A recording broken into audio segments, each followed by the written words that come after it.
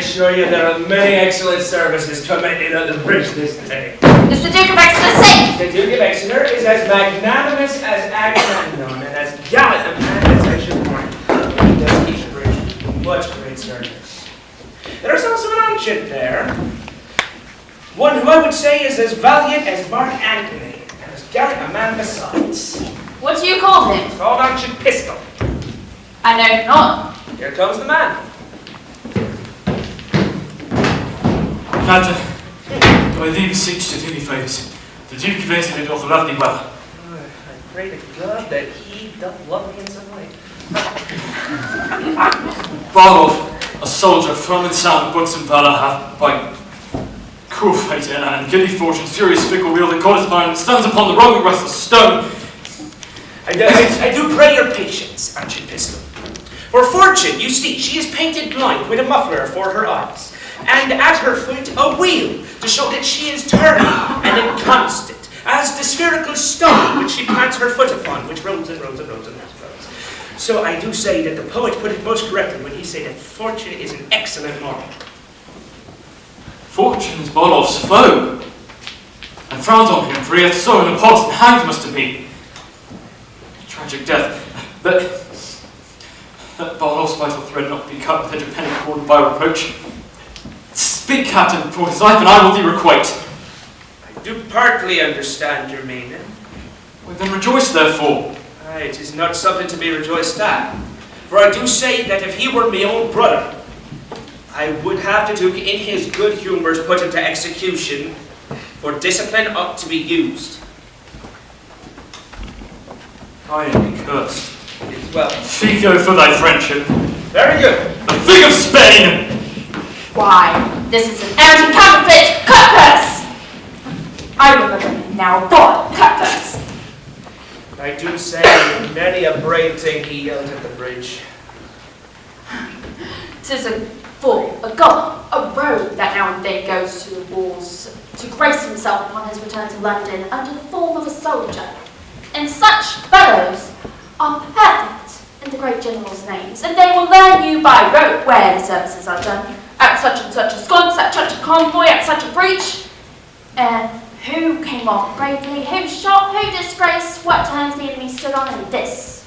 They turned perfectly in the phrase of war, which they tricked up with turned oaths, and what a beard of the general's cut, and a horrid suit of the camp will do among ale-washed wits and foaming bottles is wonderful to be thought on.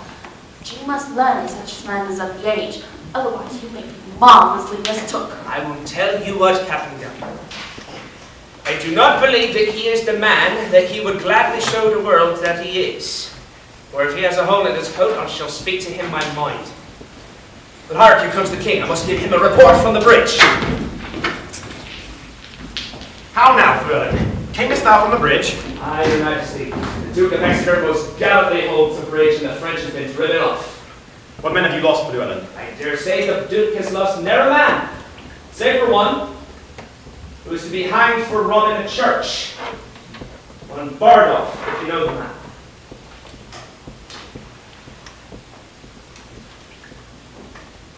We would have all such offenders so cut off.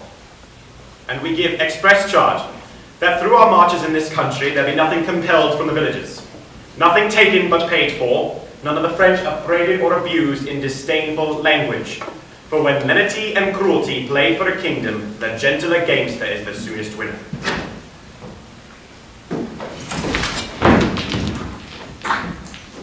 You know me by my habit. Well then, I know thee. What shall I know of thee? My master's mind. Unfold it. Thus says my king.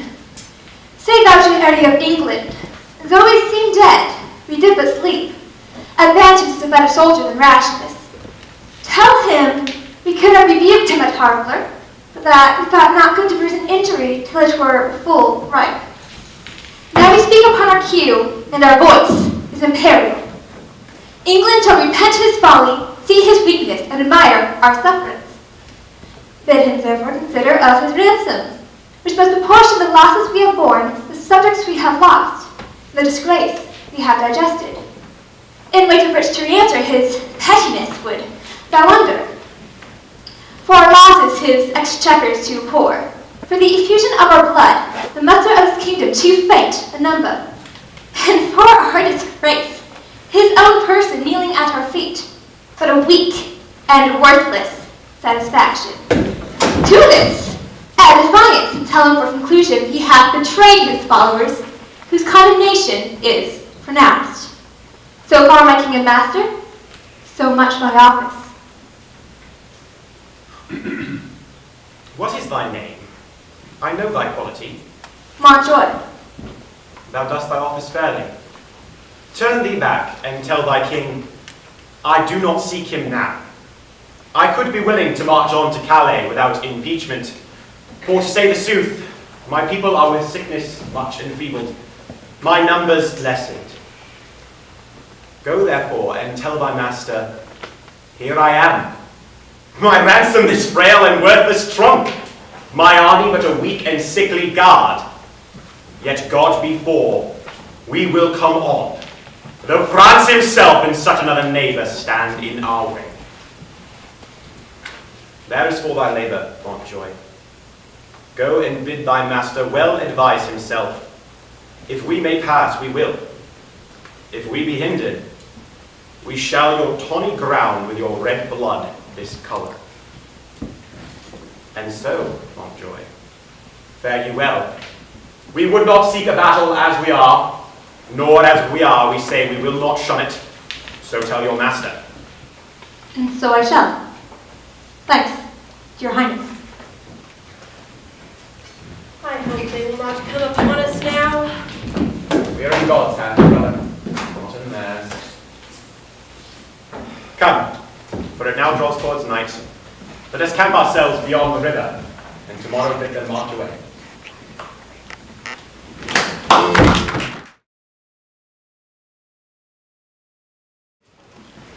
You have excellent armor, but let my horse have its due. Best horse of Europe. Oh, will it never be morning? My lord of Orleans, my lord high constable, you speak of horse and armor. You are as well provided of both as any prince in the world. What a long night is this. I would not change my horse for any that treads but on four pastones. Zara, he bows from the earth as if his entrails were hairs. Le cheval volant, the Pegasus, qui a les narines de feu. When I bestride him, I saw, I am a hawk. He trots the air, and the earth sings when he touches it. He is the color of nutmeg. And of the heat of ginger. It is a horse for Perseus. He is pure air and fire, and the dull elements of earth and water never appear in him, but only in the patient stillness as his rider mounts him. He is indeed a horse. All other jades you may call beasts. He is indeed the most absolute and excellent horse, my lord. Oh, he is the prince of palfreys. His neigh is like the bidding of a monarch, and his countenance enforces homage. No more, cousin. Nay, the man has no wit who cannot from the rising of the lark to the lodging of the lamb, very deserved praise on my palfrey. I wanted a sonnet in his praise, and began thus, wonder of nature. I have heard a sonnet begin so to one's own mistress. Well, then they did imitate that which I composed to my courser, for my horse is my mistress. Your mistress bears well. Be well, which is the prescript praise and perfection of a good and particular mistress. Nay, for me saw just yesterday your mistress did truly shook your back. So perhaps did yours. Mine was not rattled. Oh, that be like she was old and gentle, and you hold like a girl of Ireland, your French hose often in your straight strosses. You have good judgment and horsemanship, my lord. Be warned by me then. They that ride thus and ride not warily fall into foul bogs. I had rather have my horse to my mistress. I had us leave my mistress a jade. I tell thee, constable, my mistress wears his own hair. I could make as true a boast as that if I had a soul to my mistress. Le chien retourné à son propre vomissement et le truie lavé aux paupières. Thou makest use of anything. Yet I do not use my horse for my mistress. nor any such proverb so little kin to the purpose. My Lord High Constable, the armor that I saw on your tent tonight, were those stars or suns upon it? Stars, my lord. Some of them will fall tomorrow, I hope. And yet my sky shall not want. That may be, for you bear many superfluously, and toward my honor somewhere away. Even as your horse bears your pieces, it would trot as well were some of your ranks dismounted. Would I were able to load him with his deserts. Oh, will it never be morning? I will trot tomorrow a mile, and my way shall be paved with English faces. I would not stay as much, for I fear I would be faced out of my way. But I would it were day, for I would fain be about the ears of the English. Who will go to hazard with me for 20 prisoners? You must first yourself go there, ere you have some. 'Tis midnight. I shall go out myself. The Dauphin longs for morning. He longs to eat the English. I think he will eat all that he kills. He never did harm that I heard of. Nor will he do none tomorrow. He will keep that good name still. He is valiant. I was told that by one who knows him better than you. Oh, who's he? Really, he told me himself, and he said he cared not who knew it. The English are within 1,500 paces of your tents. Who hath measured the ground? Lord Granby? Ah, most valiant and expert gentleman. Oh, what is words say? Alas, poor area of England, he longs not for the dawning as we do. What a wretched and peevish fellow, this King of England, to mope about with his fat-brained followers so far out of his knowledge. If the English had any apprehension, they would run away. That they lack, for if they had any intellectual armor, well, then they wouldn't have to wear such heavy headpieces. That island of England breeds very valiant creatures. The mastiffs are of unmatchable courage. Foolish curs, they run winking into the mouth of the Russian bear, only to have their heads crushed like rotten apples. And just, and the men do sympathize with the mastiffs and give them great meals of beef and iron and steel, and they will eat like wolves and fight like devils. The English are shrewdly out of beef. So we shall find tomorrow that they have only stomachs to eat and none to kill.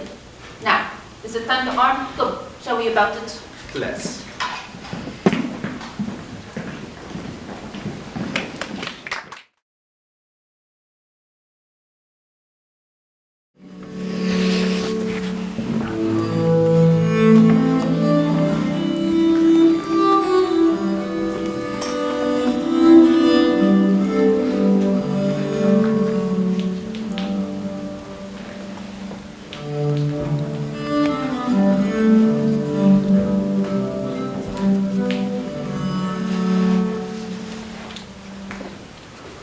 Now entertain conjecture of a time that gives dreadful note of preparation. The country cocks do crow, the clocks do toll, and the third hour of drowsy morning yea. Proud of their numbers and secure in soul, the confident and overlusty French do the low-rated English play at dice, and charge the crippled tardigated knight who like a foul and ugly witch doth limp so tediously away. The poor condemned English, like sacrifices by their watchful fires, sit patiently and inly ruminate the morning's danger. And their gestures sad, investing lengthening cheeks and war-worn coats, presenteth them unto the gazing moon so many horrid ghosts. Oh, now who will behold the royal captain of this ruined band, walking from watch to watch, from tent to tent? Let him cry praise and glory on his head, for forth he goes and visits all his host, bids them good morrow with a modest smile, and calls them brothers, friends, and countrymen. Upon whose royal face there is no note how dread an army hath enrounded him, nor does he dedicate one jot of color unto the weary and all-watching night, but freshly looks and overbears a taint with cheerful semblance and sweet majesty, that every wretch, pining and pale before, beholding him, plucks comfort from his looks. A largesse universal, like the sun, his liberal eye doth give to everyone thawing cold fear. Then, mean and gentle all, Behold as my unworthiness to find a little touch of Harry in the night.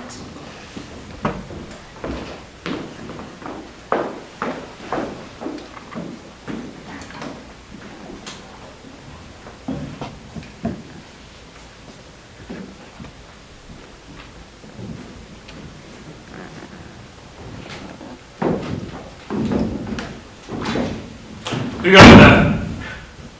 A friend. Discuss unto me. Art thou officer? Or art thou base, common, and popular? I am a gentleman of the company. Dost thou the fewest pike? Even so, what are you? More noble man than the emperor. Then you are better than the king. And the king is bulwark and heart of gold. A lad of life and of fame. I kiss his dirty shoe. And from my heartstrings I love the lovely boy. What is thy name? Harry. The Roy. Roy. Cornish name, art thou of Cornish crew? No, I'm Welshman. Knowest thou Fluent? Yes. Tell him, I'm not as leak about his pate on St. David's Day. Did you not wear your dagger in your cap on that day, lest he not bad about yours? Art thou his friend? And his kinsman too. The Fico for thee then. I thank you. God be with you. My name is Pistol Cock. It sorts you well with your fierceness.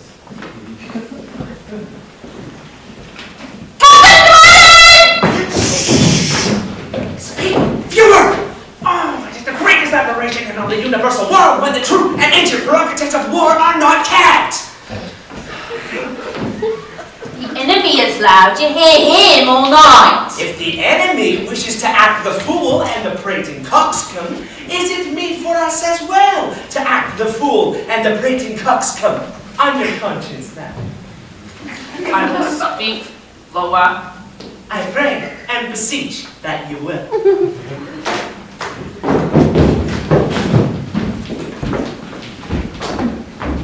Though it appear a little out of fashion, there is much care and valour in this Welshman. Brother John Bates, is not that the morning which breaks yonder? Think it be. We have no great cause to desire the approach of day. We see yonder the beginning of the day, but I think we shall never see the end of it. Who goes there? A friend. Under what captain serve you? Under Sir Thomas Erpingham. A good old commander and a most kind gentleman. I pray you, what thinks he of our state? Even as men wrecked upon the sand. Now hooked to the next tide to be washed. Ye have not told his thought to the king.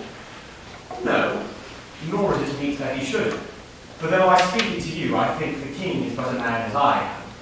The violet doth smell to him as it doth to me.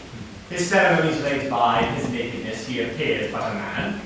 Therefore he sees reason of fears, as we do, out of doubt, be of the same relish as ours are. Yet in reason no man should possess him with any appearance of fear, lest he by doing so should dishearten his army. He may show what outward courage he will, but I believe, cold denied to sit, he could wish himself in the Thames up to the neck, and so I would he were, and I with him at all adventures, so we were quit here. By my troth, I will speak my conscience of the king. I think he would not wish himself anywhere but where he is. And so would wish he were here, and alone, so they would be sure to be ransomed, and many poor men's lives saved. Methinks I could not die anywhere so contented as in the presence of the king, his cause being just and his quarrel honourable. Oh, that's more than we know. I am more than we should know, for we know enough if we know we are the king's subjects. If his cause be wrong, then our obedience to him wipes the crime of it out of us. But if his cause be not good, the king himself hath a heavy reckoning to make when all those legs and arms and heads chopped off in a battle shall join together and say, we died at such a place. Some swearing, some crying for a surgeon, some upon their wives left poor behind them, some upon the debts they owe, some upon their children rawly left. I am afeard there are few die well that die in a battle. Now, if these men do not die well, it will be a black matter for the king that led them to it, who to disobey were against all proportion of subjection. So if a son has sent out his father, sent out some merchandise by his father, to simply miscarry upon the sea, then by your rule, the imputation of his wickedness should be impugned upon the father that sent him. But this is not so. The king is not bound to answer the particular ends of his soldiers, the father for his son, nor the master for his servant, for they purpose not their end when they purpose their services. Every subject's duty is the king, but every subject's soul is his own. 'Tis certain, every man that dies ill, the ill upon his own head. The king is not to answer for it. Yeah, I do not wish that he should answer for me, yet I determined to fight lustily for him. I myself heard the king say he would not be ransomed. Aye, he said so, to make us fight cheerfully. But when our throats are cut, he may be ransomed and we never wiser. Your reproof is something a little too round. I should be angry with you at a time when convenient. Let it be a quarrel between us, if you live. I embrace it. How shall I know thee again? Give me any gauge of thine, and I will wear it in my bonnet. Then, if thou darest acknowledge it, I will make it before. Here's my glove. Give me another of thine. There. This will I also wear in my cap. If ever thou come to me and say, after tomorrow, this is my glove, by this hand I will take thee, box on the ear. If ever I live to see it, I will challenge. Thou darest as well be hanged. Well, I will take it up, though I do so in the presence of the king.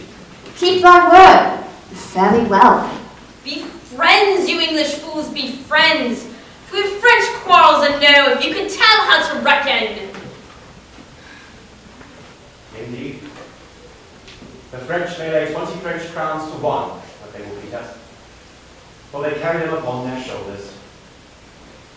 But it is no English treason to cut French crowns, and tomorrow the king himself will be offended.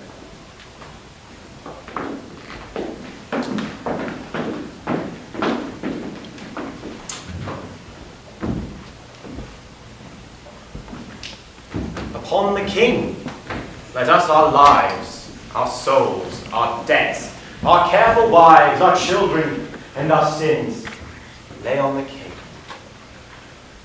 We must bear all. What infinite heart ease must kings neglect that private men enjoy?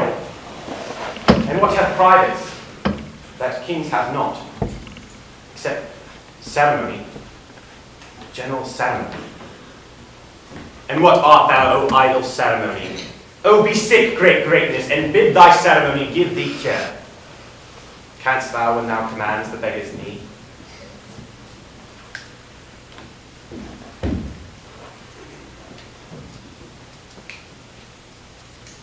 O God of battles, steel my soldiers' hearts,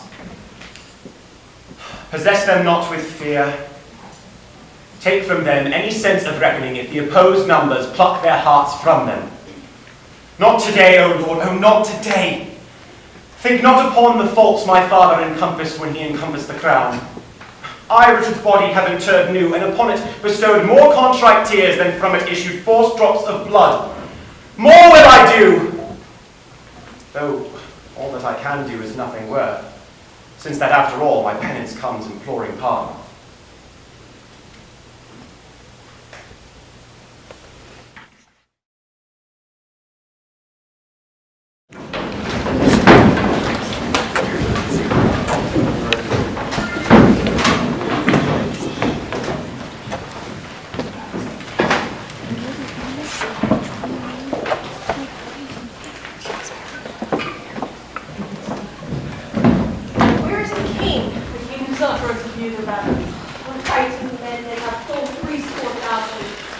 It was 5 to 1. Besides, they were all fresh. who that we now have here today, but what 10,000 of those men in England that do no work today? What's he that wishes, sir? My cousin Westmoreland? No, my fair cousin. If we are marked to die, we are enough to do our country loss. And if to live, the fewer men, the greater share of honour. God's will, I pray thee, wish not one man more. Rather, proclaim it, Westmoreland, through my host, that he which hath no stomach to this fight, let him depart. His passport shall be made, and crowns for convoy put into his purse. We would not die in that man's company that fears his fellowship to die with us. This day is called the Feast of Crispian. He that lives this day and comes safe home will stand a tiptoe when this day is named, and rouse him at the name of Crispian. He that outlives this day and sees old age will yearly, on the vigil, feast his neighbours.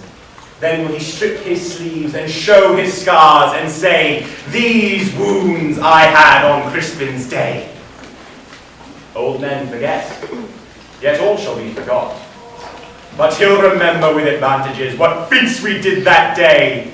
Then shall our names, familiar in their mouths as household words, Harry the King, Bedford and Exeter, Warwick and Talbot, Salisbury and Gloucester, be in their flowing cups freshly remembered. This story shall the good man teach his son, and Crispin Crispian shall ne'er go by from this day to the ending of the world, but we in it shall be remembered. We few, we happy few, we band of brothers. For he today that sheds his blood with me shall be my brother. Be he ne'er so vile, this day shall gentle his condition. And gentlemen in England now abed shall think themselves accursed they were not here, and hold their manhood's chief whilst any speaks that fought with us upon St. Crispin's day! My sovereign, bestow yourself with speed. The French are bravely in the battle set, and with all expedients march upon us. All things are ready if our minds be so. Perish the man whose mind is backward now. Thou dost not wish for help from England, coz. God will, my liege, that you and I alone, without more help, could fight this royal battle. Why now, thou hast unwished 5,000 men, which likes me better than the wettest one. You know your places. God be with you all.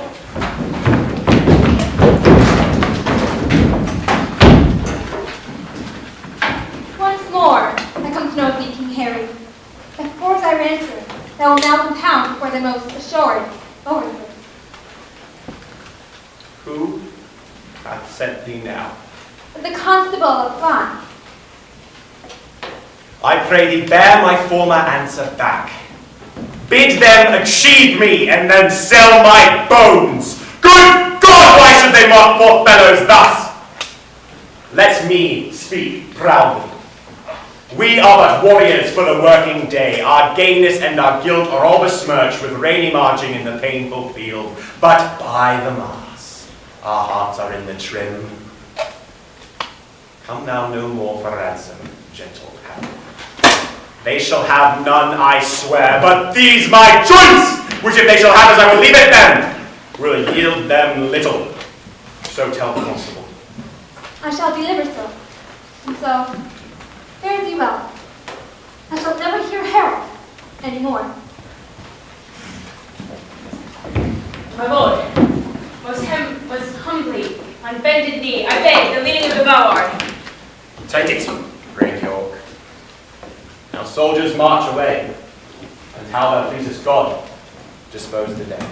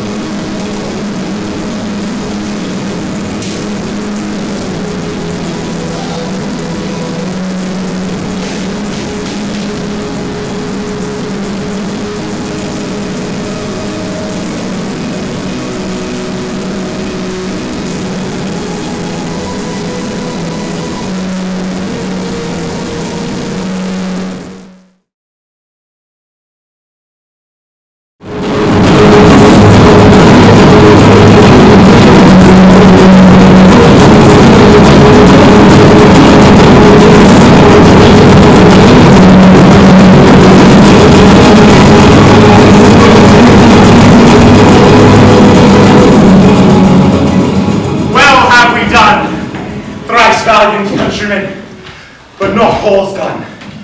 Yet keep the French the field. The Duke of York commends him to your majesty. Lives he, good uncle? Thrice within this hour I saw him down, and thrice over. Fighting from helmet to spur, all blood he was. In which array, brave soldier doth he lie, guarding the plain. And by his bloody side, the noble Earl of Suffolk also lies. Suffolk first died, and York, or handled over, comes to him wherein all he lay in sleep. Kisses the gashes the blood leader drawn upon his face, and cries aloud, "Terry, dear cousin Suffolk, my soul shall lend you company to heaven, dearie, sweet soul for mine, then fly abreast, as in this glorious and well-foughten field we kept together in our chivalry." Upon these words, I came and cheered him up. He smiled me in the face, rubs me his hand, and says, "Dear my lord, commend my service to my sovereign." So did he turn, and over Suffolk's neck he threw his wounded arm, and kissed his lips, and so, espoused to death, did he seal a testament of noble ending love. The pretty and sweet manner of it forced those waters from me which I would have stopped. But I had not so much of man in me, and all my mother came into my eyes, and gave me up to tears. I blame you not. But upon hearing this, I must perforce compound with misful eyes, or they will issue too. Oh, but hark! What new alarm is this same? The French have reinforced their scattered men. Go, herald. Take thee a trumpet to the horsemen on yon hill. Bid them join us, or void the field. Then every man, kill thy prisoners. Give the word through.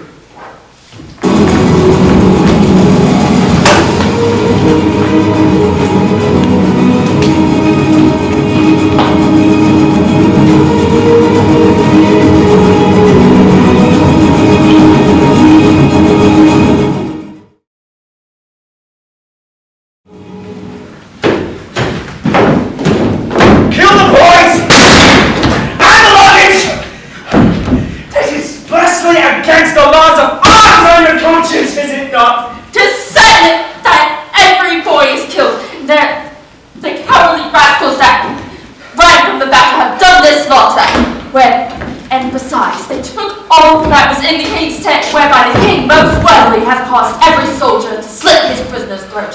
Oh, 'tis a gallant king. He was born in Monmouth.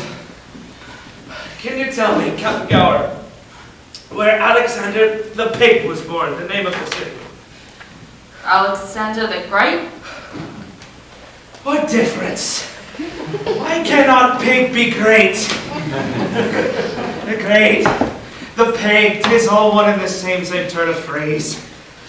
I believe he was born in Macedon. His father was Philip of Macedon, as I take it. And if you took time, look you, to compare the cities of Monmouth and Macedon, you will find that there be many similarities worth writ. There be a river in Macedon, and likewise there be a river in Monmouth. They are like as me fingers is to me fingers, and there be salmon in both. And likewise, you shall find, if you examine the men, that Alexander the Pig did, in his drunken rages, and his ails and his angers, kill his best friend Clytus. King is not like him in that. He never killed any of his friends. I speak only in terms of figures and comparisons. For Harry Monmouth did turn away the fat knight with the great belly doublet. I do forget his name. Sir John Falstaff? That is the man. I can tell you, Captain Gower, that there are good men born in Monmouth. Here comes the king! I was not angry since I came to France until this instance. Here comes the herald of the French, my liege. His eyes are hungry now. How now, herald? What means this? Knowest thou not that I find these bones of mine for ransom? No, Ricky. Comest thou again for ransom? I come with thee for charitable license. That we may wander over this bloody field to book our dead. To sort our nobles from our common men. From many of our princes, all the while, I soaked and drowned in mercenary blood. Give us leave, great king, to view the field in safety and dispose of their dead bodies. I tell thee truly, herald, I know not if the day be ours or no. The day is yours. Praise be to God, and not our strength for it. What is this castle called that stands hard by? They call it Agincourt. Then call we this the field of Agincourt, fought upon Crispin Crispianus. If it please your majesty, your grandfather did win himself a great battle on this very field in France. They did through Ellen. And if your majesty also be remembered, the Welshmen did the king a great service that day in a garden where leeks did grow, and took it upon themselves to wear a leek in their Monmouth caps as a badge of honourable service. And I do also recognize that the king himself does not take scorn to wear his leek upon St. David's Day. I wear it for a memorable honour, for I am Welsh, my good countrymen. All the water in the wine couldn't wash away your Welsh blood, my king. Yes, my good countrymen. The king is my countryman! I cannot pronounce it! Oh, may God bless your majesty so long as he is an honourable. God keep me, sir. Come, herald. Go with them and bring me just notice of the dead, numbered on both parts.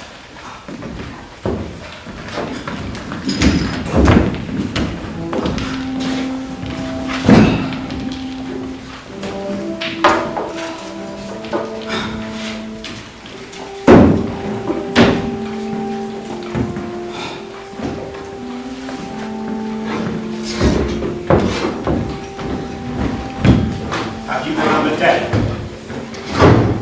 It's the number of these slaughtered French.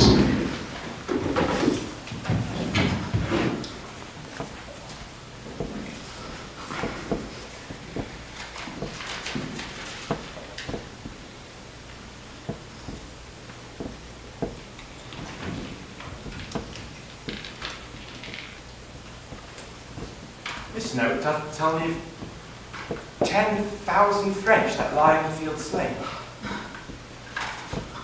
Where is the number of our English dead?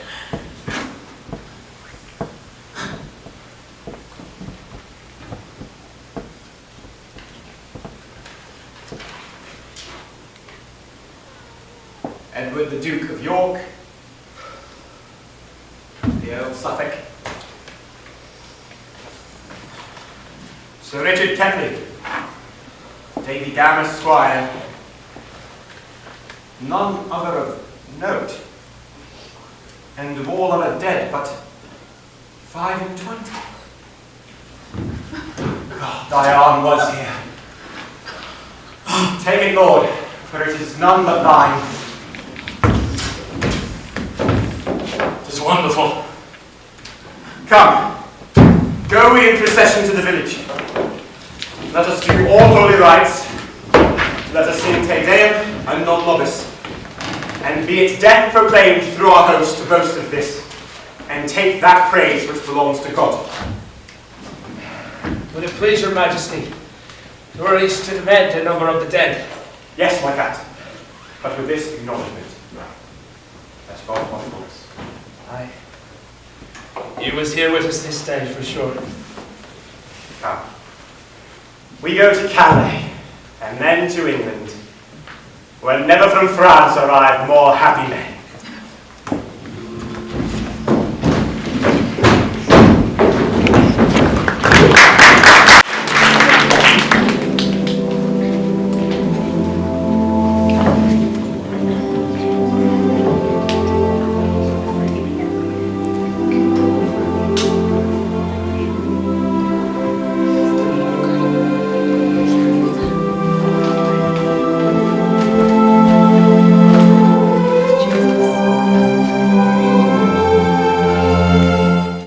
Mary, that's right.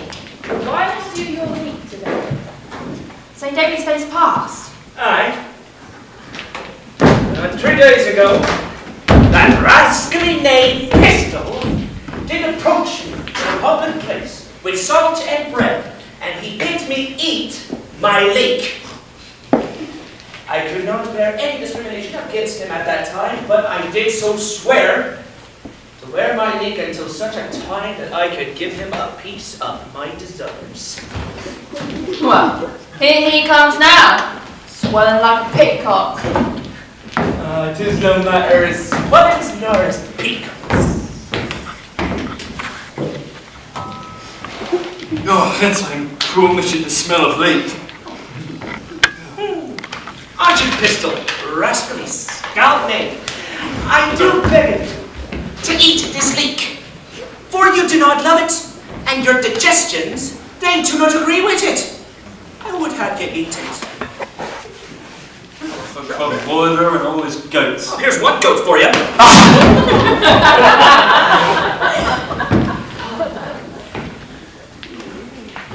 Trojan, thou shalt die. All in God's good time. But for now, I beg you live and eat your leek. The other day, you did call me a squire, a base mountain squire. But today, I shall make you a squire of low degree. For if you can mock a leek, then you can eat a leek.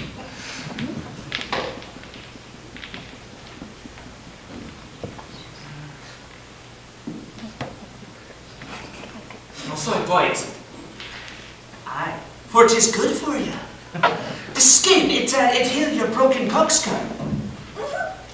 Enough, Captain. Thank you. As good as him. Oh, I will make him eat some more of my leek. Here, there'll be some sauce for it.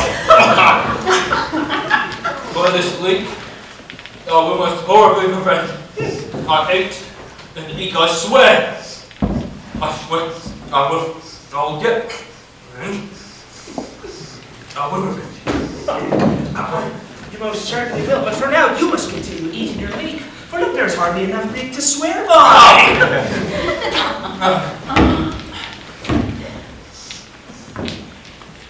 I take my great and earnest revenge. Here's another road for you.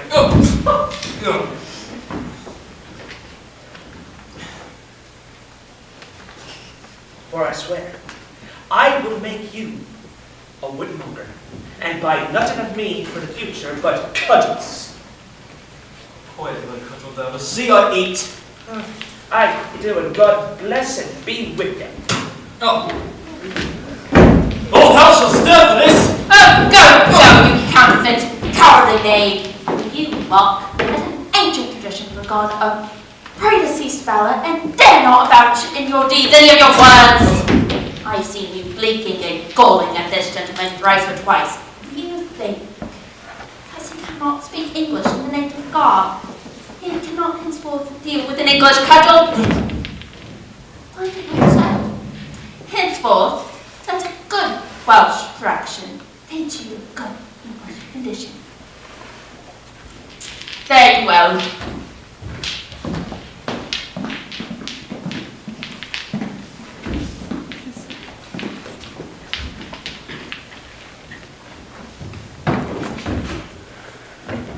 Will fortune play the housewife with me now?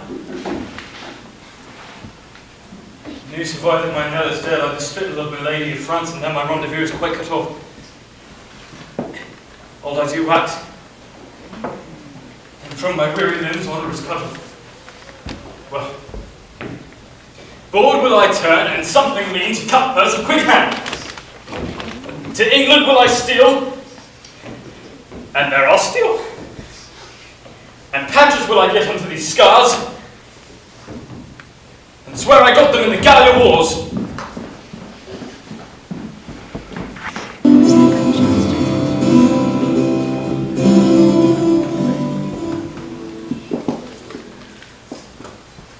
Peace to this meeting wherefore we are met. And unto you, brother France, and to our sister, health and fair time of day, joy and good wishes. And unto our most fair and princely cousin, Catherine. And to the branch and member of our royalty, whom by this great assembly was contrived, we do salute you, the Duke of Burgundy. And you, princes French and peers, good health to you all.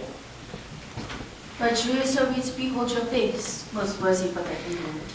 Fairly met, and you, Princess English, everyone.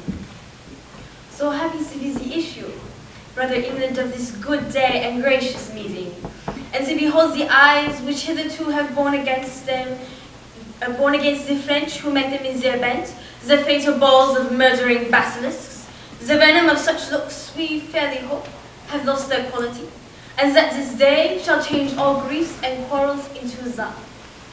Cry amen to that, thus we appear. We salute you, English princes all. My duty to you both, on equal love, great kings of France and of England, thereby I have laboured with my wits and my pains and my sufferings, to bring unto this royal bar and royal interview, to negotiate the peace. Therein you are assembled. My Duke of Burgundy, if you would the peace, then to our just demands with full accord attend. The king hath heard them. As yet, there is no answer. Well then the peace that you before so urged lies in his answer. I have but with a cursory eye overglanced the articles. If it pleaseth your grace to appoint some of your council presently, that I may suddenly pass our acceptance and peremptory answer. Brother, we shall. Come, Uncle Exeter, go you with the king, and take with you free power to alter, ratify, or augment anything that wisdom shall see fit for our most advantageable dignity. And we will co-sign thereto. Fair sister, will you go with the princes, or remain here with us? I will go with them. Haply a woman's voice may do some good when articles too nicely urged be stood upon. Yet, leave our cousin Catherine here. She is our capital demand, comprised within the four-rank of articles. She has good leave.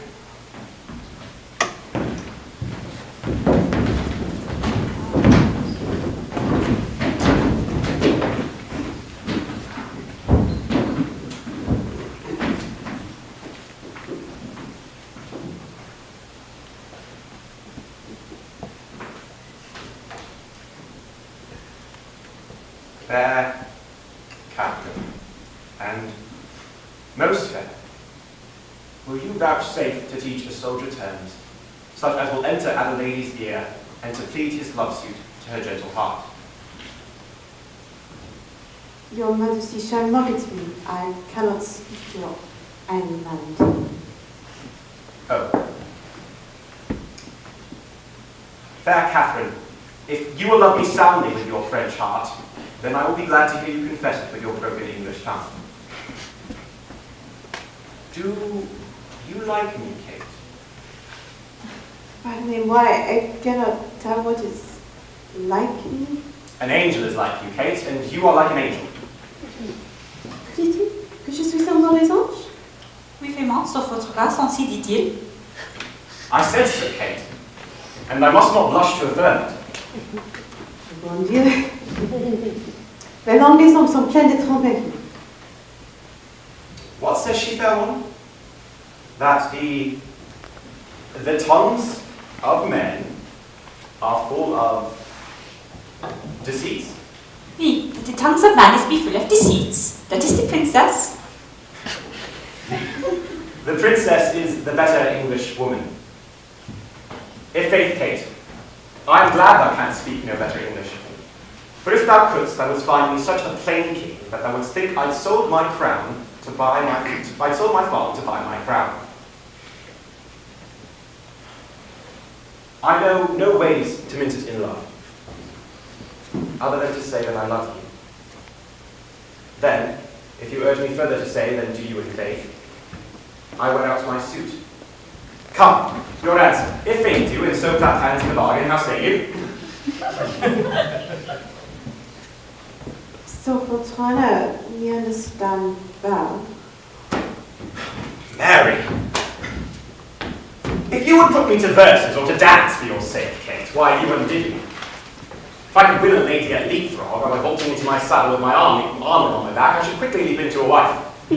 I could lay on like a butcher, and sit like Janice, never. But, before God's Kate, I cannot look green, nor gasp out my eloquence.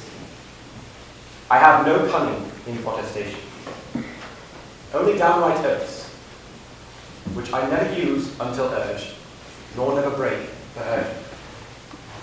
If thou canst love a fellow of this temper, whose face is not worth sunburning, who never looks in the glass for love of anything he sees here, let thine eyes be thy cloak. I speak to thee, plain soldier. If thou canst love me, then for to say that I should die is true. But by the Lord, no. Yet, I love thee too. If thou would have such a one, j'ai la possession. Tu étais mien avec, j'ai la possession du français. Saint Denis be my speed. What then, what then, what then, what then? Donc, votre est du français la possession du mien. It is as easy for me, Kate, to speak much more French as to conquer a kingdom. Come, I will never move thee in French unless it be to laugh at me. So for trying le français que vous parlez meilleur l'anglais que je parle. No, Kate, it's not. But canst thou understand this much English? Dost thou love me? I cannot tell. Can any of your neighbours tell, Kate? I'll ask them. By my honour, in true English, I love thee. By which honour I dare not swear that thou lovest me. Yet, my blood begins to flatter me that thou dost. Notwithstanding the poor and untempering effects of my visage. Now beshrew my father's ambition. He was thinking of civil wars when he got me. Thus was I created with a stubborn outside, with an aspect of iron, that when I come to woo ladies, I fright them. But in faith, Kate, the elder I wax, the better I shall appear. My confidence is that old age, the ill layer up of beauty, can do no more spoil upon my face. Thou hast me if thou hast me at the worst. And thou shalt wear me if thou wear me, better and better. Come, your answer in broken music, for thy voice is music, and my English broken. Wilt thou have it? Daddy says you shall please to home on pair. Nay, it shall please him well, Kate. It shall please him well. Then it shall also confront me. Upon that, I kiss your hand and call you my queen. Laissez, ma foi, je ne peux pas que vous abaissez votre peinture. Mais sans le mettre votre ridiculous avec ça. Excusez-moi, je veux seulement montrer que son Seigneur. Then I will kiss your lips, Kate. Madame, my interpreter, what says she? That is not the fashion for ladies of France, although I cannot tell what se passe with an English. To kiss? Her Majesty entend better comme moi. Okay. Nice customs must curtsy before great kings. We cannot be confined within the weakness of a country's manners. We are the makers of fashion.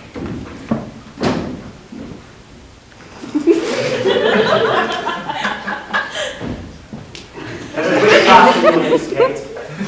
There is more eloquence in a sugar touch of them than in the tongues of the French council. And they should sooner persuade Harry of England than a general petition of monarchs. Here comes your father!